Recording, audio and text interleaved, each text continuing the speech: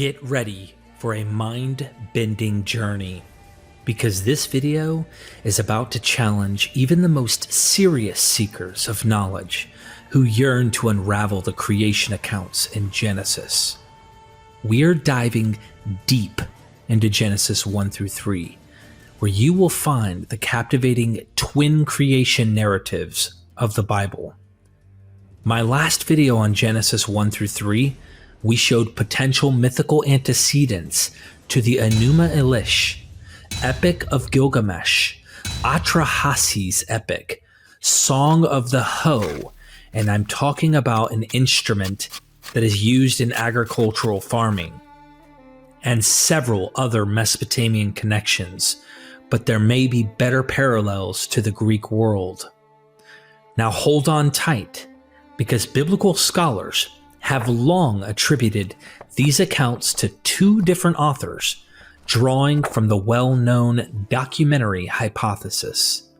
In the first account, Genesis 1, we witness the awe-inspiring creation of the heavens and the earth emerging from a primordial chaos, all meticulously laid out within the span of 7 days.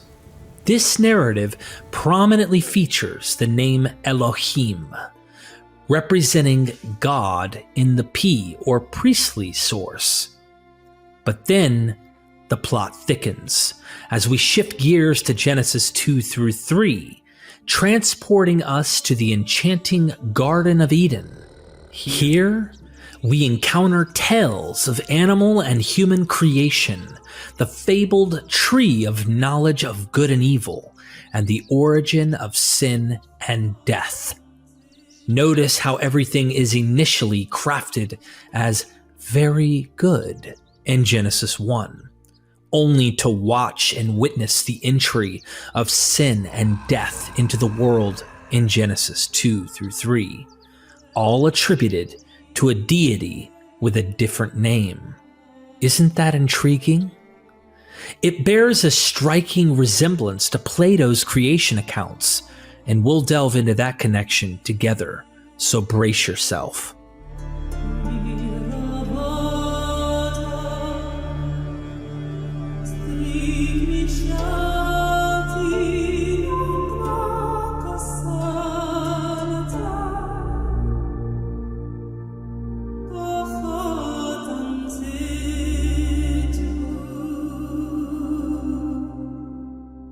For centuries, these twin creation stories with their distinct divine names, Yahweh Elohim in Genesis 2 through 3, have been regarded as separate accounts written by different authors, possibly centuries apart, eventually intertwined by a clumsy scribe endeavoring to preserve diverse traditions in the opening chapters of our Bibles. These stories, rooted in ancient Mesopotamian myths, form a picture of twin creation narratives combined by the biblical editors of Genesis. But wait, are things really as they seem? In the most recent book by Russell Gmirkin, a fascinating perspective emerges. Gmirkin proposes that Genesis 1 through 3 constitutes a singular, unified creation story divided into two parts, featuring not just one, but two distinct gods. The first is the supreme cosmic creator portrayed in Genesis 1, while the second is Yahweh, a lowly descendant and one of the biblical sons of God who ruled over the land of Eden. Intriguing, isn't it? This two-part creation story astonishingly finds its origins in a single Greek source, the renowned work of Plato called Timaeus, exploring the origins of the cosmos. So in this video, we will embark on a riveting exploration of Genesis 1 through 3, peeling back the layers of these ancient texts and uncovering the astonishing connections to Plato's ideas. Get ready to have your mind expanded as we challenge long-held assumptions and embark on a scholarly and intellectually stimulating journey through the Genesis creation accounts.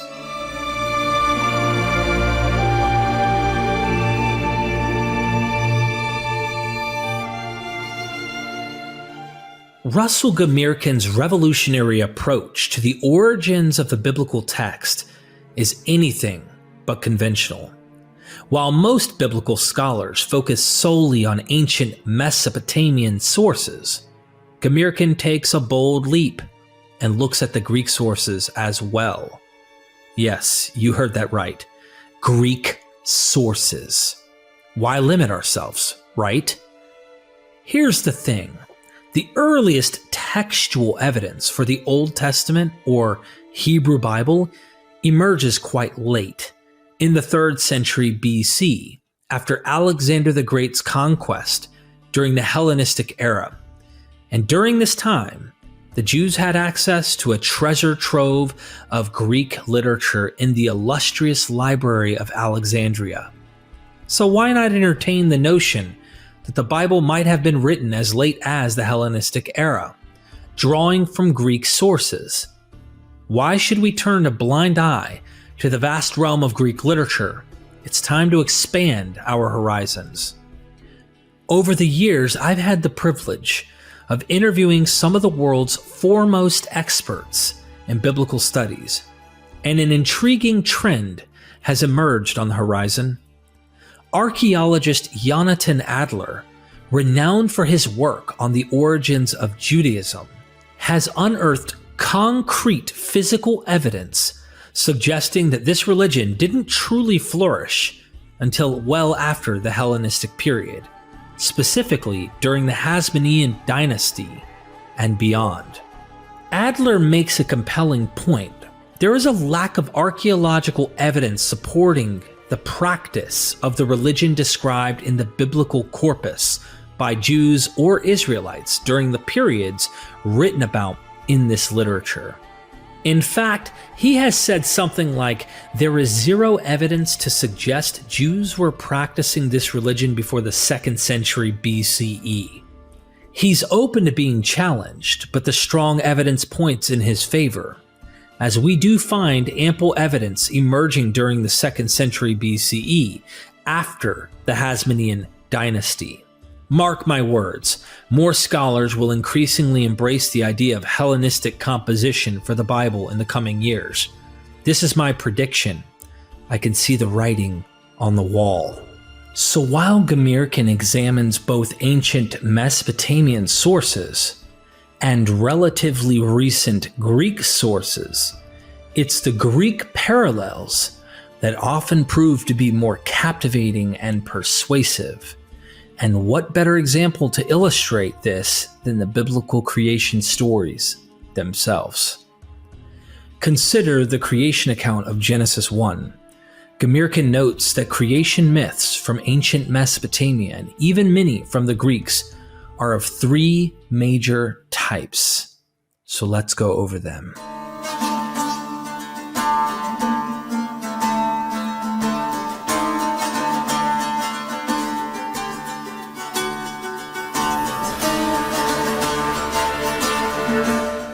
One of those types are theogonies. In the world of theogonies, we encounter texts that explore the origin of gods, depicting their genealogy, birth, and divine lineage. These mythic accounts portray a multitude of divine beings interlinked by family ties, with younger gods emerging as offspring of their elder counterparts. The primary aim of a theogony is to organize and trace the intricate family relations among these gods, revealing the mosaic of divine generations. One of the earliest, most renowned and authoritative theogonies preserved in written form is Hesiod's Theogony, which dates back to around 700 BCE in ancient Greece.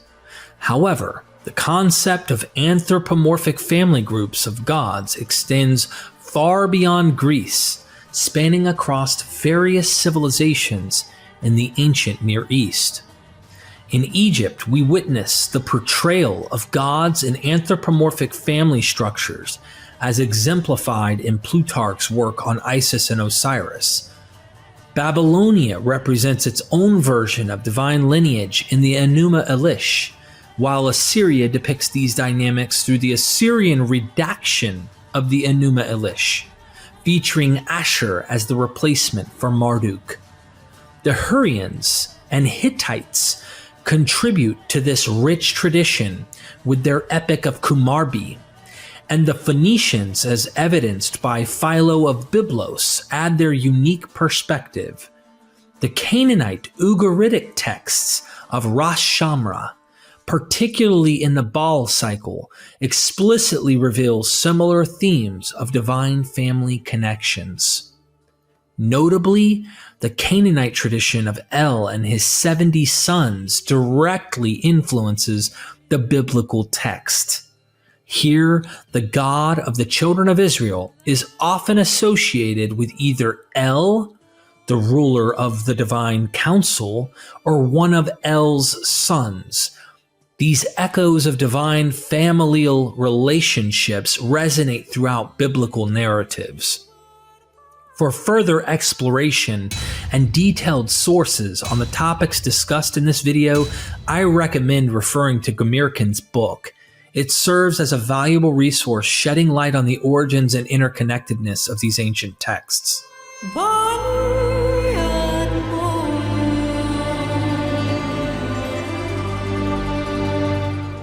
Now let us journey into Hesiod's Theogony itself. Within its pages, we encounter gods that are not mere rulers of the heavens and the earth, but rather embody the very essence of nature.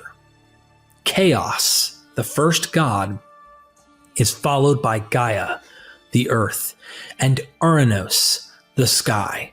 These gods are not just associated with their domains, they are believed to be inseparable from the divine manifestations of sky and earth themselves.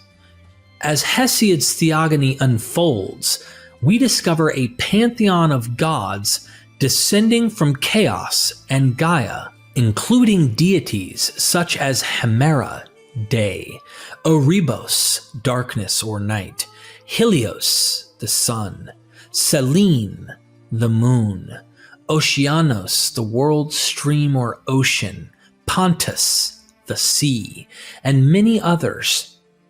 In this mythical account, theogony and cosmogony intertwine, as the generation of the world becomes intertwined with the activities of the gods, their companionship, and their role as parents. Natural phenomena, including the very essence of life, find explanations through the actions of these gods. While not explicitly detailed in the Theogony, the life-giving rain is understood as the heavenly spermata that impregnates Gaia, the earth, bringing forth plant life after showers. Yes, you read that right. The imagery evokes the notion of the heavens and the earth engaging in a metaphorical union to bring forth life. Now you know a little bit about the enchanting world of ancient myths and theogonies, where divine generations and cosmic activities intertwine. From the genealogy of gods to the birth of the world itself, these narratives offer profound insights into the origins of existence, intertwining natural phenomena with the divine realms.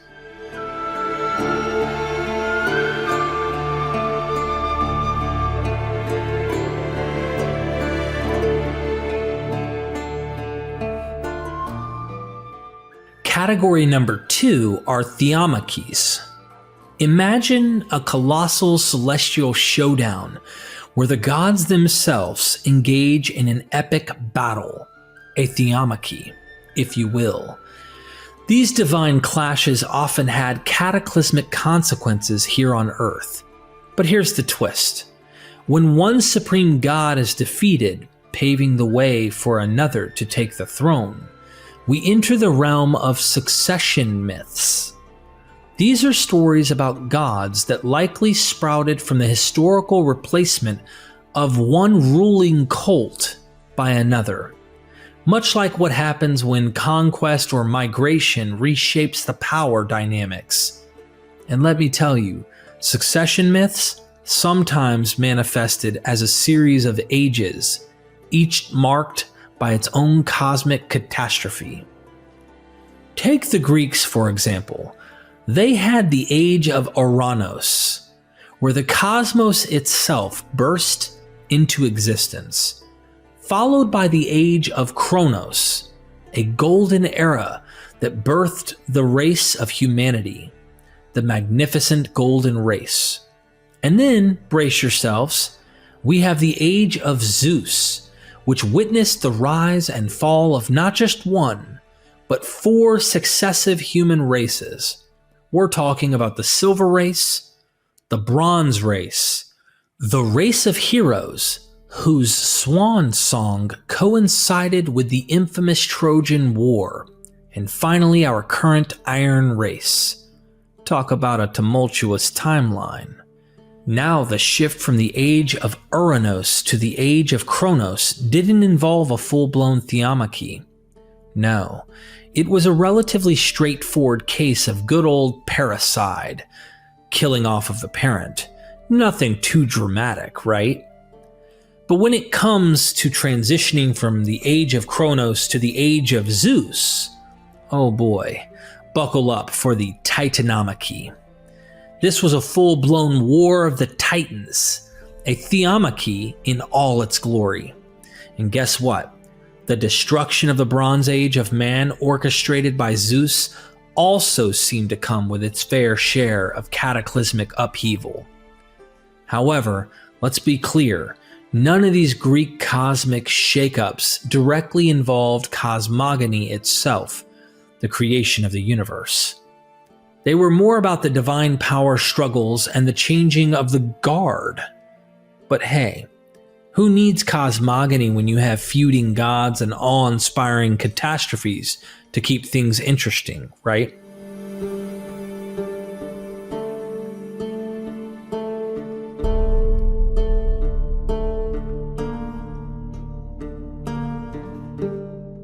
In the mystical tapestry of the ancient Near East, we find the captivating Enuma Elish, a tell where gods clashed in an awe-inspiring theomachy.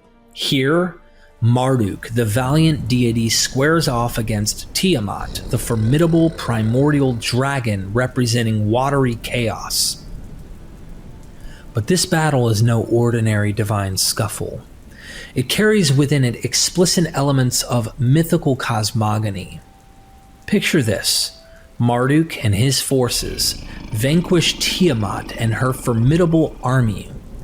As a triumphant display of cosmic craftsmanship, Marduk skillfully cleaves Tiamat's body into 2 halves, with the upper part becoming the vast expanse of the sky, and the lower part forming the solid earth beneath our feet. But Marduk's creative endeavors do not end there. From the blood of a slain, beheaded god, he breathes life into humanity and establishes Babylon as his glorious abode. Talk about divine multitasking. Moving forward, we encounter Berosus and his Babylonica, where he recounts Marduk's original mythological triumph, but he takes it a step further by presenting an allegorical interpretation caters to a significantly literate Greek audience. In this version, Tiamat morphs into a symbol of the primordial darkness and water that existed before our present cosmos. This sounds like Genesis 1's demythologizing narrative. Marduk, in turn, is seen as the radiant sun or the embodiment of light. And those winds? Well, they likely represent the ethereal atmosphere bridging the heavens and the earth, a poetic nod to the forces that aid Marduk in his victorious campaign. Berosus adds a touch of symbolic depth by allegorizing the creation of humans from the blood of a fallen god. This act suggests that mankind possesses a spark of divine wisdom, an intimate connection to the gods themselves. A rather profound notion, wouldn't you agree? Now, it's worth mentioning that not all Akkadian theomachies ventured into the realm of cosmogony, but when they did, oh boy, the cosmos became a stage for celestial battles, divine craftsmanship, and allegorical musings on the nature of existence. The ancient Near East truly knew how to infuse their mythologies with intellectual flair.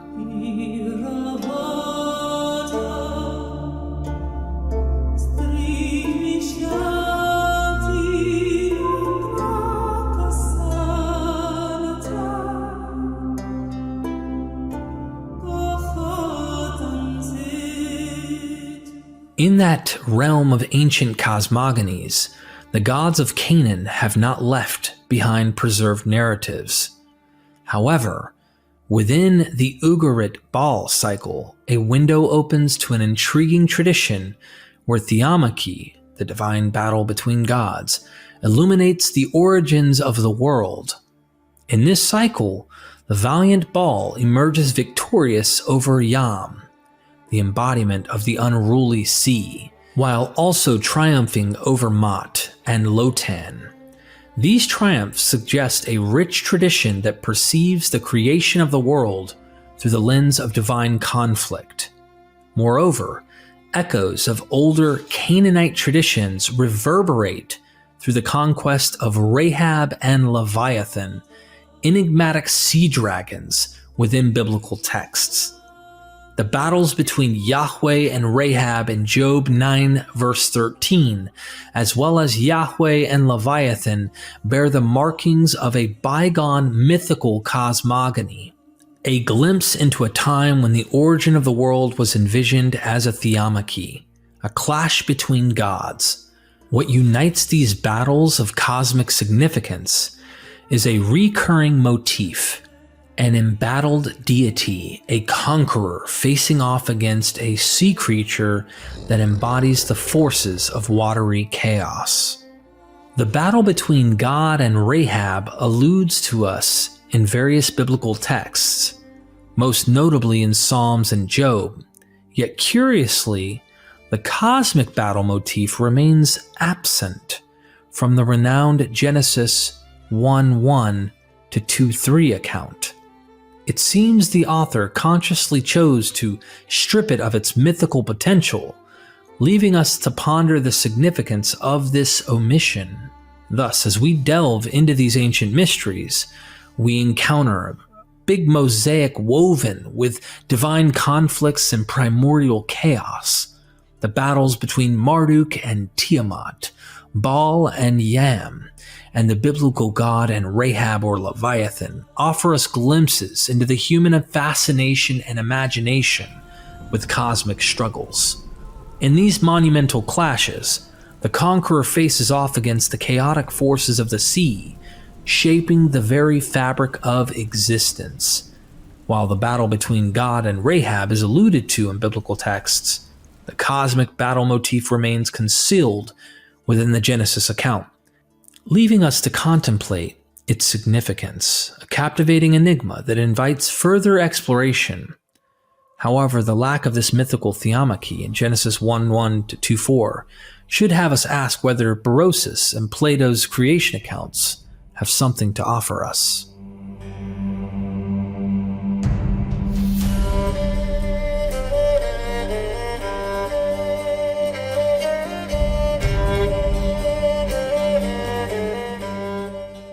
Palatial world myths. In this type of mythical cosmogony, the world as a whole was envisioned in architectural imagery as a palace or temple laid out and constructed by a god pictured as a king who ruled the cosmos. Such cosmogonies typically featured mythical geography on a world scale that mapped features of the visible and invisible world to architecture features of a royal construction. In the book of Job, the portrait of God as divine designer and architect of the world, plumb line literally in his hand, is explicit. The foundations of the world palace were laid deep in the invisible underworld. The earth itself was the interior of the palace, its roof of sealing the sky above. The heavens might be conceived as a solid surface constructed out of beaten brass or iron, or as a tent-like fabric spread out across the skies, depending on the form of the construction envisioned. The pillars that held up the sky were usually conceived as distant mountains located at the ends of the earth. As ruler of the universe, the king of the gods was usually pictured as dwelling in a throne room in the heavens. Consequently, the heavens were sometimes pictured as the floor of the celestial throne room constructed of jeweled crystals. As was typical of royal palaces, the divine palace or temple contained numerous storerooms for its treasures. In both the Hebrew Bible and in 1 Enoch, these divine treasures were pictured as storehouses containing the elements such as rain, snow, and hell. In this mythical conception of the physical world, various windows were opened in the sky to allow servants of the divine ruler to allow in rain, snow, hell, or winds.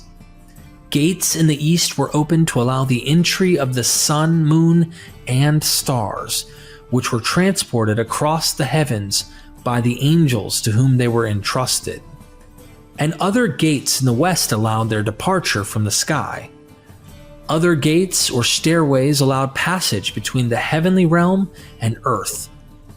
In the palatial world myth, the ruler of the universe was often pictured as presiding over a divine bureaucracy of lesser gods or angels who acted as royal servants, scribes, and bureaucrats. Divine royal servants were pictured as having been charged with supervising the natural elements and ensuring the orderly operation of the cosmos according to the king's directions. Such cosmological speculations assumed an earlier mythical cosmogony in which the world palace was constructed and its bureaucracy put in place, even when the antecedent story of the architectural design and building of the cosmos has not been preserved.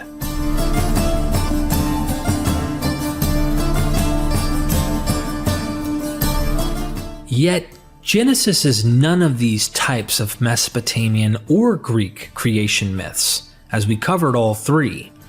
Instead, as many biblical scholars note, Genesis 1 is largely demythologized, brief, concise, with a minimum of story and many scientific explanations, like the cosmologies of the Greek natural philosophers from Thales to Plato.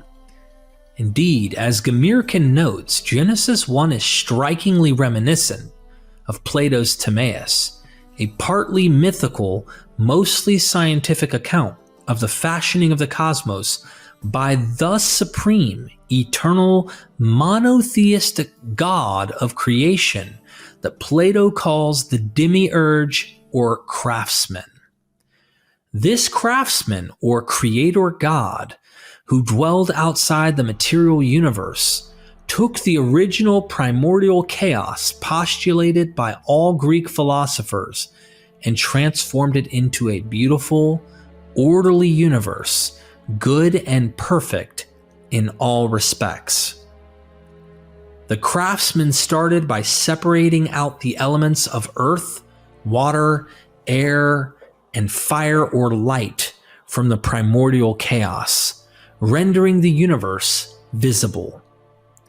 He assigned solid land, water, and air to their proper regions, with the fiery sky up above in the dome of the firmament, setting the sky spinning above the earth in a new sequence of day and night, thereby creating time. He then fashioned the sun and moon and set them in their proper places in the sky. He created the various orders of life, the creeping and four-footed animals of the earth, the birds of the sky, and the fish of the deep, the exact same categories found in Genesis 1. And he rejoiced over his creation, declaring, "It's supremely good, like himself." Finally, he rested from the work of creation, happy to oversee the beautiful world he created from his distant, eternal dwelling beyond the heavens. Gmirkin notes the systematic parallels between Timaeus by Plato and the creation account of Genesis 1. Let's take a look. I want you to pay attention to the similarities and comparisons between Plato's Timaeus and Genesis here.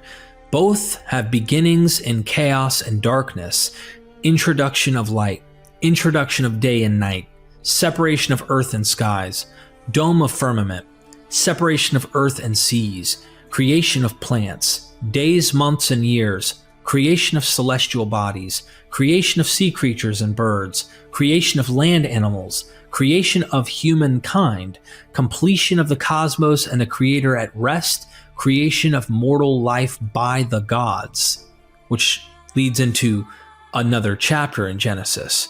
He makes the case that the God Elohim of Genesis 1 was modeled directly on Plato's supreme, eternal, monotheistic God of creation, the demiurge or craftsman, and indeed that the later monotheism of the Jews and Christians originated with Plato's Timaeus.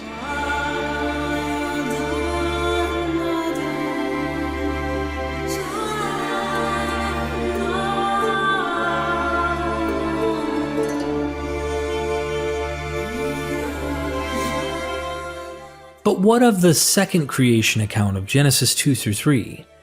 The story of Yahweh and Adam and Eve. Gmirkin's new book points out that Plato's Timaeus actually had two creation accounts. You see, Plato had a problem, a big problem. His monotheistic philosopher's God was perfect and eternal, and everything he created was also perfect and eternal. But humans are profoundly not perfect, flawed, and tragically mortal. How could a perfect eternal God create mortal man? And wouldn't this make God responsible for human wickedness? Plato's solution was brilliant. First, Plato made the supreme monotheistic God of creation, the ancestor of all the traditional gods and goddesses of Greek myth. In doing so, he endorsed Hesiod's Theogony that traced the genealogies of the Greek gods, starting with chaos, heaven and earth, except that now the original ancestor was the demiurge or craftsman of creation. Second, Plato had the eternal God of creation delegate the task of creating life, including humanity, to all his sons and daughters. In a scene that introduces a strong element of the story of myth, Plato had the craftsman gather his sons and daughters around him and instructed them on how to make humans out of the material elements and plant a soul in them, making them a mixture of the material and the divine. After creating humans and other living creatures, the gods were then put in charge of the earth and of humankind, while the monotheistic God of creation retired from the scene, leaving the world to be ruled by his sons and daughters. According to Russell Gmirkin, this is exactly what we see in Genesis 2 through 3, where Yahweh, a local terrestrial god, one of many of the sons of God mentioned in early Genesis, ruling his little corner of the world, the land of Eden. Already in Genesis 1:26, we see the gods plural. making humans in their image, male and female. The gods of Genesis, it seems, also included goddesses among their distinguished ranks.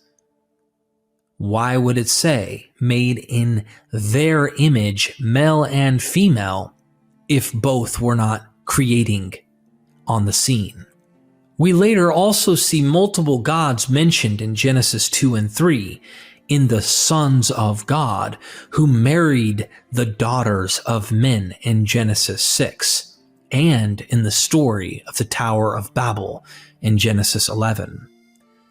We thus see an endorsement of benevolent polytheism in Genesis 1 through 11, where multiple sons of God are living across the entire face of the earth, all of them good, but none of them the equal of the supreme eternal God of creation. Under this new model for understanding Genesis, Yahweh is not to be identified with the creator God Elohim of Genesis 1, but is one of the many minor terrestrial gods dwelling on earth, something also seen in the Exodus story, which acknowledges other gods ruling Egypt, Moab, and other nations, but claims Yahweh as the special God appointed over the Israelites. But there are no Israelites in the pre-flood world, and Yahweh is instead portrayed as the God of Eden, the ruler of the descendants of Adam and Eve. Yahweh was the Son of the Most High appointed over Jacob. Later, in my Genesis 10 through 11 video, we will mention the 70 nations of Genesis 10 and the 70 angels over the nations in the book of Enoch, one angel or God per nation. When Elyon gave the nations their inheritance, when he separated humanity, he fixed the boundaries of the peoples, according to the number of the sons of God. For Yahweh's portion is his people, Jacob his allotted heritage. Deuteronomy 32, 8 through 9. Fun fact, the Greek god Prometheus reminds us in many ways of Yahweh in Genesis 2 through 3, and that both are pictured creating mankind out of clay. Prometheus was the Titan god of forethought and crafty counsel, who was given the task of molding mankind out of clay. Some accounts have Prometheus and Athena molding images out of clay and ordered the winds to breathe into them and to quicken them. Sounds like the breathing into the clay in Genesis 2 through 3. The attempts by Prometheus to better the lives of his creation brought him into conflict with Zeus. Firstly, he tricked the gods out of the best portion of the sacrificial feast, acquiring the meat for the feasting of man. Then, when Zeus withheld fire, he stole it from heaven and delivered it to mortal kind hidden inside a fennel stalk. As punishment for these rebellious acts, Zeus ordered the creation of Pandora, the first woman, as a means to deliver misfortune into the house of man, or as a way to cheat mankind of the company of the good spirits. Sounds kind of like Adam blaming Yahweh for making woman once they ate the fruit. Prometheus, meanwhile, was arrested and bound to a stake on Mount Caucasus, where an eagle was set to feed upon his ever-regenerating liver, or some say heart. Generations later, the hero, that great one, Heracles, came along and released the old Titan from his torture. Prometheus was loosely identified in cult and myth with the fire god Hephaestus and the giant Tityus.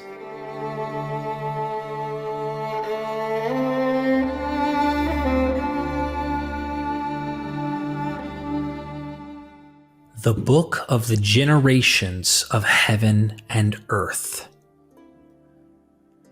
Yahweh, one of the many sons of the creator Elohim, but not Elohim himself, This picture is totally in line with Greek mythology, with Hesiod tracing the theogony or genealogy of the gods, starting with the primordial god Chaos and his offspring, the heavens and earth, Ouranous and Gaia, and their various descendants. Plato endorsed this same traditional Greek family tree, starting with Ouranous and Gaia, except that he made them the offspring of the creator of craftsmen. Therefore, let the generation of these gods be stated by us, following their account. In this wise, of Gaia and Ouranous were born the children Oceanos and Tityus, and of these Phorcus and Kronos, Rhea and all that go with them. And of Kronos and Rhea were born Zeus and Hera, and all those who are, as we know, called their brethren. And of these again other descendants, Timaeus 40e through 41a. In truth, at first chaos came to be, but next wide-bosomed earth, the ever-sure foundation of all the deathless ones who hold the peaks of snowy Olympus and dim Tartarus in the depth of the wide-pathed earth. And earth first bore starry heaven, equal to herself, to cover her on every side, and to be an ever-sure abiding place for the blessed gods. Hesiod Theogony 116 to 128. And as Gmirkin points out, Genesis 2:4 also has its own theogony, or genealogy of the gods. Genesis 2:4, Masoretic text. These are the generations of heaven and the earth when they were created in the day that the Lord God made the earth and the heavens. Genesis 2:4, Septuagint. This is the book of the origin of heaven and earth, literally the book of the Genesis of Ouranous and Gaia, when it originated in the day God made the heaven and the earth. Here we have the title of a new section in Genesis, the generations of the heavens and the earth, Masoretic text, or the book of the Genesis of Ouranous and Gaia, Septuagint. Similar to later sections in Genesis with titles such as the generations of Adam or Noah or Shem or Isaac, but in this case, we have the generations of the heavens and earth, just like in Hesiod and Plato's Timaeus, a family history of the gods. It may be significant that in various ancient extra-biblical traditions, El Elyon, the Canaanite Most High God, was also the ancestor of the heavens and earth. The interpretation of heaven and earth as gods may be supported by the Sapphire Treaty, which lists as witnesses El and Elyon, heaven and earth, abyss and sources, day and night.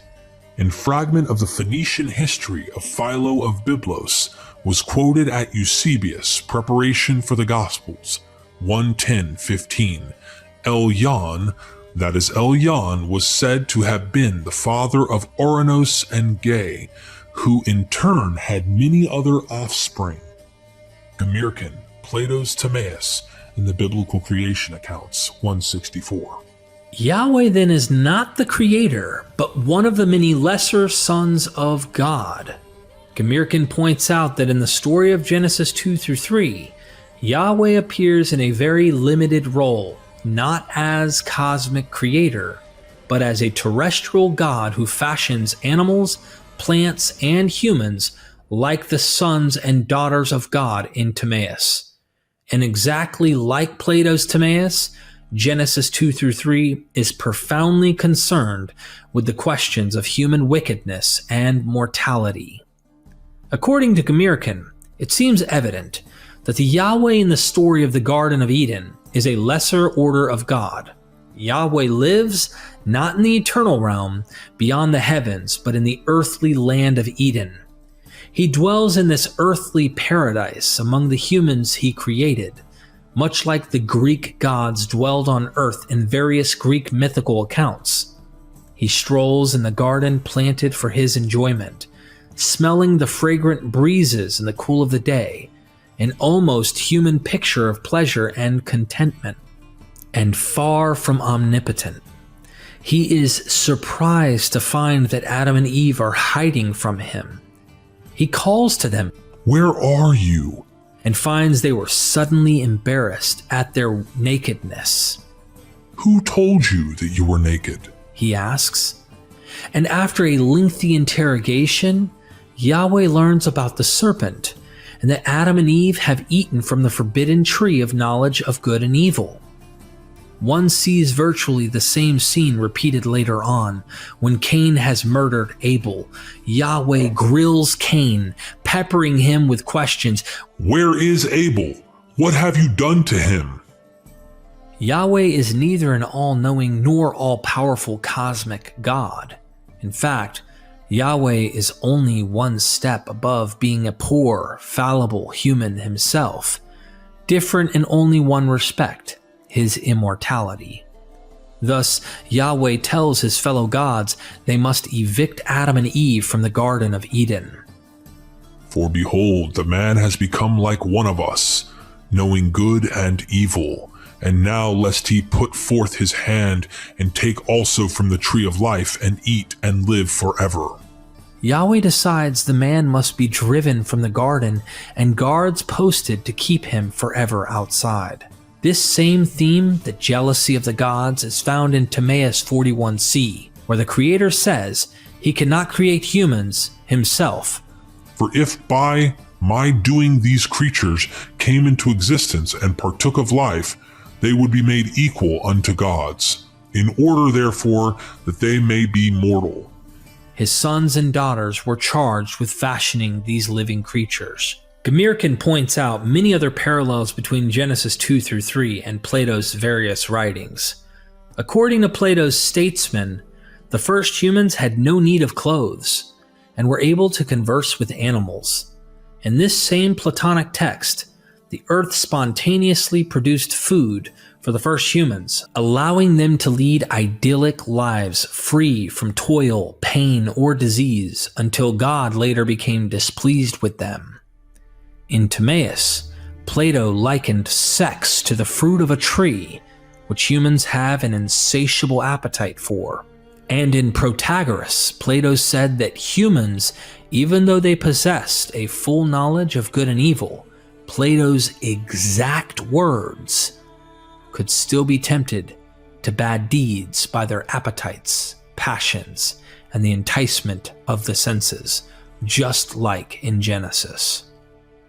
These and other Platonic themes appear throughout Genesis 2 through 3. For Gmirkin, this points to the late date and long ignored Greek influence on the biblical text. Plato's Timaeus, his famous dialogue on the origins of the universe and human life, provides the key to finally unlocking the mysteries of the biblical stories of creation.